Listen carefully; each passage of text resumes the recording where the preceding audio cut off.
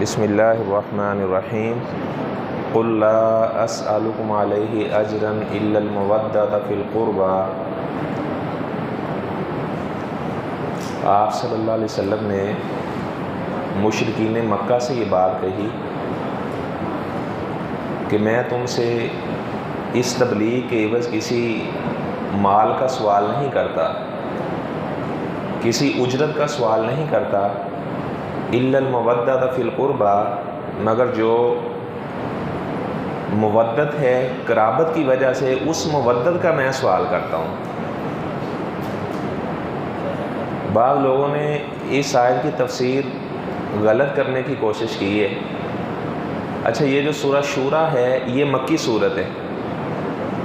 اچھا، وہ کہتے ہیں اس کا یہ ترجمہ ہے، اللہ تعالیٰ فرماتے ہیں میرے پیغمبر آپ یہ اعلان فرمائیں کہ میں تم سے کسی اجرت کا سوال نہیں کرتا جو میں تمہیں تبلیغ کرتا ہوں، مگر اپنے قریبی رشتہ داروں کی مودت کا سوال کرتا ہوں کہ تم میری بیٹی فاطمہ سے پیار کرو، تم میرے داماد حضرت علی سے پیار کرو، اور تم میرے نواسوں حضرت حسن رضی اللہ تعالیٰ سے پیار کرو اور حضرت حسین رضی اللہ تعالیٰ سے پیار کرو۔ کیسی بات ہے کہ مشرکین مکہ آپ سے تو محبت کر نہیں رہے تو آپ کے نواسوں کو کیسے محبت کریں گے؟ دوسری بات یہ کہ یہ مکی صورت ہے اور حضرت علی رضی اللہ تعالیٰ عنہ کا نکاح حضرت فاطمہ رضی اللہ تعالیٰ عنہ کے ساتھ وہ مدینے میں ہوا ہے۔ اس وقت جب یہ صورت نازل ہوئی ہے نہ حضرت حسن رضی اللہ تعالیٰ عنہ پیدا ہوئے تھے نہ حضرت حسین رضی اللہ تعالیٰ عنہ پیدا ہوئے تھے۔ یہاں سے مجھے ایک اور بات بھی یاد آ گئی، اسی مماثلت سے میں وہ بیان کر دیتا ہوں۔ ایک بھائی نے مجھے یہاں پر ہی سوال کیا، میں بیٹھا ہوا تھا، کہنے لگے کہ کچھ لوگ کہتے ہیں کہ جو رفع الیدین لوگ کرتے ہیں تو وہ بغلوں میں بت لے کر آیا کرتے تھے، تو اس کے بارے میں آپ بتائیں اس طرح کی کوئی روایت ملتی ہے؟ تو میں نے کہا وہ بغلوں میں بت کہاں لے کر آتے تھے، مکہ میں یا مدینہ میں؟ کہنے لگے جی مکہ میں آتے ہوں گے۔ تو میں نے کہا کون آتے تھے؟ کہتے جی منافق۔ میں نے کہا مکہ کے اندر کوئی منافق نہیں رہتا تھا۔ کہتا جی پھر مدینہ میں لے کر آتے ہوں گے۔ تو میں نے کہا مدینہ کے اندر منافق رہتے تھے لیکن بتوں کا پجاری کوئی نہیں رہتا تھا۔ پتہ چلا کہ اس روایت کی کوئی حیثیت نہیں ہے اور دنیا کی کسی کتاب کے اندر اس طرح کی روایت موجود نہیں ہے۔ اچھا، بعد ہمارے بھائی وہ یعنی اس طرح کے غلط استدلال کرنے کی کوشش کرتے ہیں، جبکہ اگر بغلوں میں بت بھی لے کر آتے تھے تو پہلی مرتبہ تو سارے ہی کرتے ہیں، اس وقت وہ گر جاتے ہیں، پہلی مرتبہ تو سب کرتے ہیں نا، اس میں تو کسی کو اختلاف نہیں ہے۔ پھر وطروں کی نماز میں وہی ہمارے بھائی کر رہے ہوتے ہیں، عید کی تکبیروں میں کر رہے ہوتے ہیں۔ تو ہم کہتے ہیں کم از کم ایک ایسی دلیل دکھا دو جو منع کی دلیل ہو، یعنی آپ صلی اللہ علیہ وسلم نے یہ رفع الیدین کے بغیر نماز پڑھی ہو۔ بخاری شریف میں 5 حدیث ہیں رفع الیدین کرنے کی۔ اچھا، ایک حدیث، ایک میرا بیان ہے یوٹیوب پر کہ رفع الیدین نہ کرنے کے دلائل کیا کیا ہے۔ اچھا، وہ اپنی عوام کو شاید نہ بتائے لیکن ہم لوگوں کے سامنے بیان کرتے ہیں۔ مسلم شریف کی روایت ہے، آپ صلی اللہ علیہ وسلم نے نماز پڑھائی تو آپ نے فرمایا مال یراکم رافی ایدیکم کانہا اذناب خیل شمس۔ اچھا، یہ ایک اختلافی یعنی نہیں ہم اسے کہہ سکتے کہ کہہ لیں کہ ایک نماز کے بارے میں مسئلہ ہے، تو ظاہری بات ہے ہر کسی کو دلیل کا علم ہونا چاہیے کہ ہم کس دلیل پر یہ کام کرتے ہیں۔ اچھا، آپ صلی اللہ علیہ وسلم نے صحابہ کو فرمایا کہ مجھے کیا ہو گیا، میں تمہیں دیکھ رہا ہوں تمہارے ہاتھ اس طرح ہیں جس طرح سرکش گھوڑوں کی دمیں ہوتی ہیں، اسکنوا فی الصلاۃ، نماز میں سکون کیا کرو۔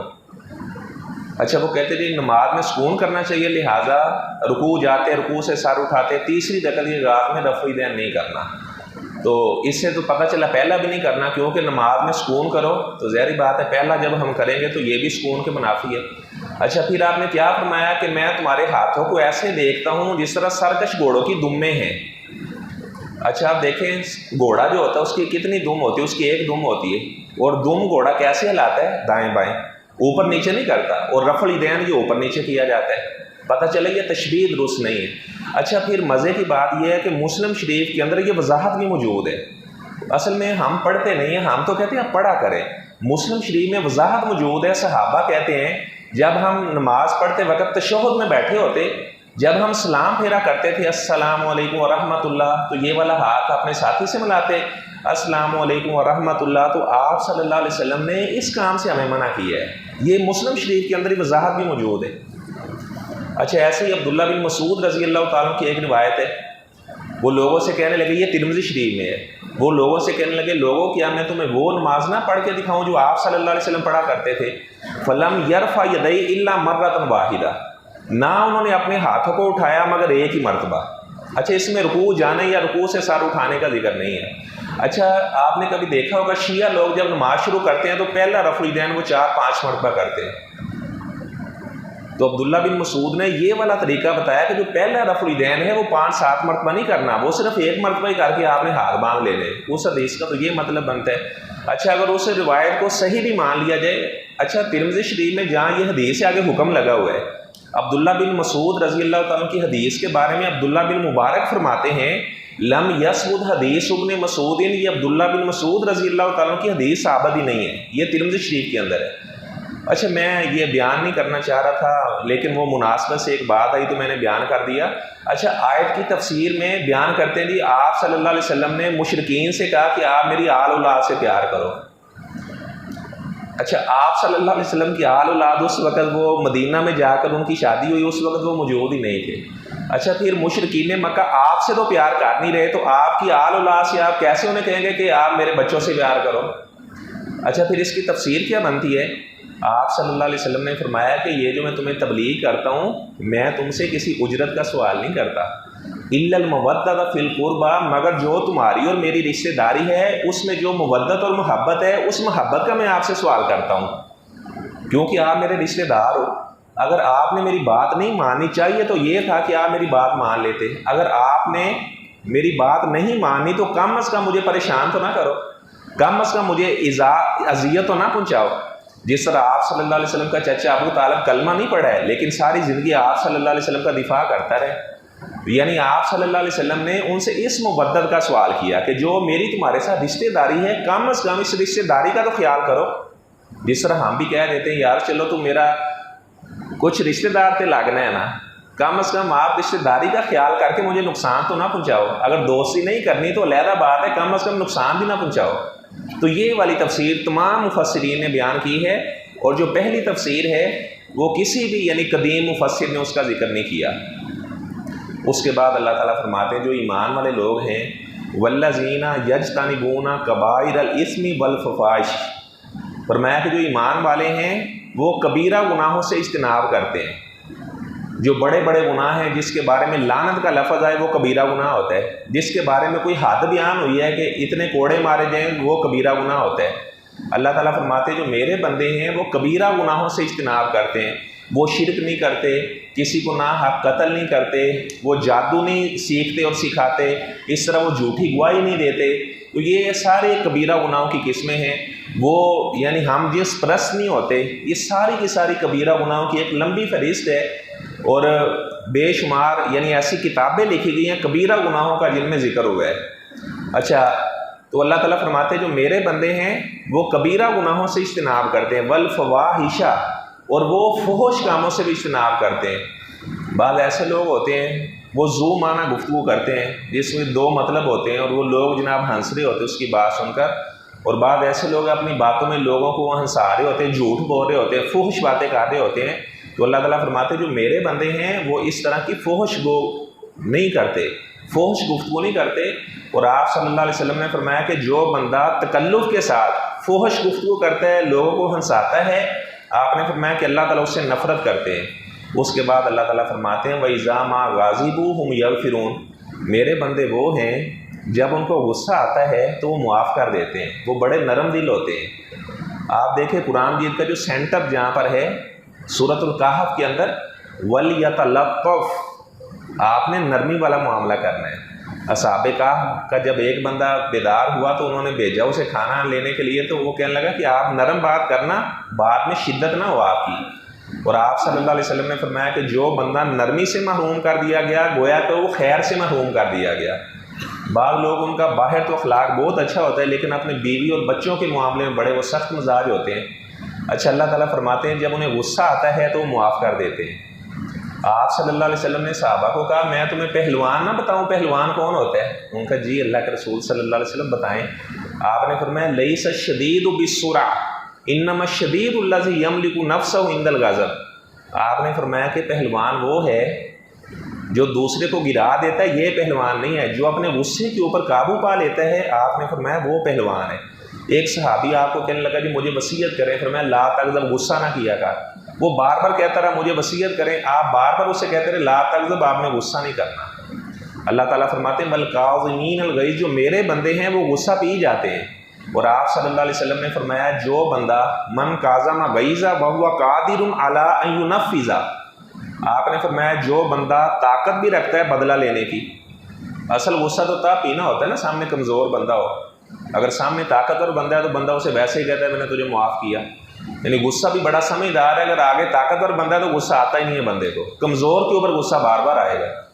فرمایا کہ جو بندہ طاقت رکھتا ہے بدلہ لے سکتا ہے لیکن وہ معاف کر دیتا ہے، تو اللہ تعالیٰ اسے قیامت والے دن ساری مخلوق کے سامنے بلائیں گے اور اللہ تعالیٰ کہیں گے کہ یہ جتنی حوریں آپ کو نظر آ رہی ہیں جس حور سے آپ نکاح کرنا چاہتے ہیں اسی سے آپ نکاح کر لیں۔ اور آپ صلی اللہ علیہ وسلم کی جو بڑی بیٹی حضرت زینب رضی اللہ تعالیٰ عنہا تھی، جب وہ ہجرت کر کے جانے لگی تو حبار بن اسود، یہ آپ صلی اللہ علیہ وسلم کا جو داماد تھا ابو لاس رضی اللہ تعالیٰ عنہ، اس کا یہ چچا کا بیٹا تھا۔ اس نے جب اپنی بھابھی کو دیکھا، آپ صلی اللہ علیہ وسلم کی بیٹی زینب کو دیکھا کہ وہ اونٹ پر بیٹھ کر جا رہی ہیں، تو اس نے نیزہ مارا، تو زینب رضی اللہ تعالیٰ عنہ اونٹ سے نیچے گری، وہ حاملہ بھی تھی، ان کا بچہ بھی ساقط ہو گیا۔ تو آپ صلی اللہ علیہ وسلم کو بڑا غصہ آیا اس کے اوپر۔ اچھا، آپ صلی اللہ علیہ وسلم کی 4 بیٹیاں تھیں، سب سے بڑی بیٹی زینب رضی اللہ تعالیٰ عنہ یہ ابو لاس کے نکاح میں تھی، جو حضرت خدیجہ رضی اللہ تعالیٰ عنہ کی بہن کا بیٹا تھا۔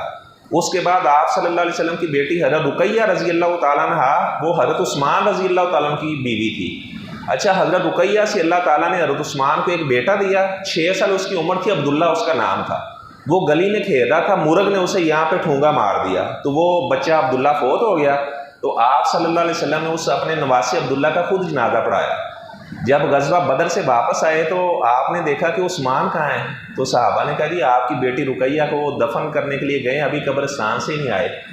تو آپ صلی اللہ علیہ وسلم سیدھا قبرستان گئے تو حضرت عثمان کو دیکھا وہ زاروں قطار رو رہے تھے۔ آپ نے فرمایا عثمان صبر کرو، اللہ تعالیٰ نے صبر کا بدلہ جنت تیار کی ہے۔ اللہ کے رسول صلی اللہ علیہ وسلم صبر تو آ ہی جائے گا۔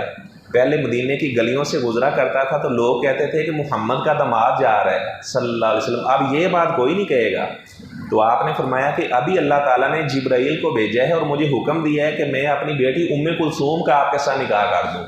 تو پھر حضرت عثمان رضی اللہ تعالیٰ عنہ انہوں نے حضرت ام کلثوم کے ساتھ نکاح کیا، یعنی واحد وہ حضرت عثمان رضی اللہ تعالیٰ عنہ ہیں جن کے نکاح کے اندر یکے بعد دیگرے آپ صلی اللہ علیہ وسلم کی 2 بیٹیاں آئیں۔ یہ اللہ تعالیٰ نے شرف کسی کو بھی نہیں دیا۔ اچھا، اب ظاہری بات ہے جب آپ کی بیٹیاں بتانا پڑیں گی تو ساتھ داماد بھی بتانا پڑیں گے، تو انہوں نے کہا ورقہ ہی پھاڑ دو کہ آپ کی بیٹی ایک سی، 4 آپ کی بیٹیاں نہیں تھیں تاکہ حضرت عثمان کا ذکر ہی نہ آئے۔ اچھا، اور آپ صلی اللہ علیہ وسلم کی سب سے چھوٹی بیٹی سیدہ فاطمہ رضی اللہ تعالیٰ عنہ، وہ حضرت علی رضی اللہ تعالیٰ عنہ ان کی عقد میں تھی۔ اچھا، جب حضرت علی رضی اللہ تعالیٰ عنہ ان کی ہاں بیٹی پیدا ہوئی، انہوں نے اپنی بیوی حضرت فاطمہ سے پوچھا کہ اس کا نام کیا رکھیں۔ انہوں نے کہا کہ میں اس بچی کا نام اپنی بڑی بہن کے نام کے اوپر رکھنا چاہتی ہوں۔ ان کا کیا نام تھا؟ زینب۔ تو حضرت علی رضی اللہ تعالیٰ کی بیٹی کا نام زینب تھا۔ اچھا، پھر اللہ تعالیٰ نے بیٹی دی، انہوں نے کہا اس کا نام کیا رکھنا؟ ان کا اس کا نام بھی میں اپنی بہن کے نام پر رکھوں گی، ام کلثوم اس کا نام رکھا۔ اچھا، حضرت علی رضی اللہ تعالیٰ کی 2 بیٹیاں تھیں، 2 بیٹے 2 بیٹیاں۔ بیٹوں کے نام تو معروف ہیں، ایک بیٹی حضرت زینب رضی اللہ تعالیٰ عنہ، یہ کن کی بیوی تھی؟ جو حضرت علی کے بڑے بھائی جعفر طیار ہیں ان کا بیٹا عبداللہ تھا۔ یہ عبداللہ کی بیوی ہے جو حضرت علی رضی اللہ تعالیٰ عنہ کی بیٹی ہے جس کا نام زینب ہے۔ اچھا، یہ جو عبداللہ تھے انہوں نے اور بھی نکاح کیے ہوئے تھے کیونکہ مسلمان کو اجازت ہے 4 شادیاں کر سکتا ہے وہ۔ اچھا، ان کی ایک بیوی سے ایک بیٹی پیدا ہوئی، اس کا نام ام محمد تھا۔ یہ جو عبداللہ حضرت جعفر طیار کا بیٹا ہے اس کی اور ایک بیوی تھی، اس سے ایک بیٹی تھی، اس کا نام ام محمد تھا۔ یہ جو ام محمد ہے یہ یزید بن معاویہ کی بیوی تھی۔ اچھا، ظاہری بات ہے میں کوئی یہ باتیں اپنے گھر میں بیٹھ کر نہیں کر رہا، اتنے بڑے مجمع میں کر رہا ہوں، یہ بیان ریکارڈ بھی ہو رہا ہے اور آپ اس کی تحقیق بھی کر سکتے ہیں۔ اچھا، جو ام کلثوم ان کی بیٹی حضرت علی رضی اللہ تعالیٰ عنہ کی، وہ حضرت عمر رضی اللہ تعالیٰ عنہ کی بیوی تھی۔ حضرت عمر رضی اللہ تعالیٰ عنہ نے حضرت علی سے عرض کی کہ اگر آپ اپنی بیٹی کا رشتہ مجھے دے دیں تو اہل بیت سے میری بھی نسبت ہو جائے گی۔ تو حضرت علی رضی اللہ تعالیٰ عنہ نے اس بات کو پسند کیا تو اپنی بیٹی ام کلثوم رضی اللہ تعالیٰ عنہ کا نکاح حضرت عمر کو دیا۔ اب حضرت عمر رضی اللہ تعالیٰ عنہ آپ صلی اللہ علیہ وسلم کے سسر بھی ہیں اور حضرت علی رضی اللہ تعالیٰ عنہ کے داماد بھی ہیں۔ اچھا، حضرت عمر رضی اللہ تعالیٰ عنہ کو اللہ تعالیٰ نے اس ام کلثوم سے ایک بیٹا دیا، اس کا نام زید تھا۔ اچھا، زید وہ کسی قبیلے کے درمیان صلح کروانے کے لیے گیا، تو وہ اندھیرے میں آ رہا تھا واپس، تو انجان لوگوں نے راستے میں پکڑ کر زید کو شہید کر دیا۔ جب اس کی والدہ ام کلثوم کو یہ خبر پہنچی تو وہ صدمے کی وجہ سے بیچاری فوت ہو گئی۔ اچھا، عبداللہ بن عمر رضی اللہ تعالیٰ عنہ انہوں نے اپنے اس زید بھائی کو اور اپنی والدہ ام کلثوم کا جنازہ پڑھایا۔ نسائی شریف میں موجود ہے کہ دونوں ماں کو اور بیٹے کو رکھا گیا، تو عبداللہ بن عمر نے ان دونوں کا جنازہ پڑھایا، یعنی حضرت علی رضی اللہ تعالیٰ عنہ حضرت عمر رضی اللہ تعالیٰ عنہ کے سسر بھی تھے۔ اچھا، یہ بات بخاری شریف سے بھی ثابت ہے۔ بہرحال بات اور طرف چلی جائے گی۔ حبار بن اسود نے آپ کی بیٹی کو نیزہ مارا، آپ صلی اللہ علیہ وسلم کو بڑا دکھ لگا۔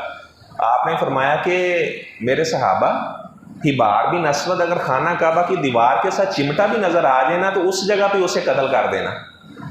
اچھا، اب حبار بن اسود کو پتہ چلا کہ میرے بارے میں آپ صلی اللہ علیہ وسلم نے یہ بات کہی ہے، تو وہ آپ کے پاس آ گیا۔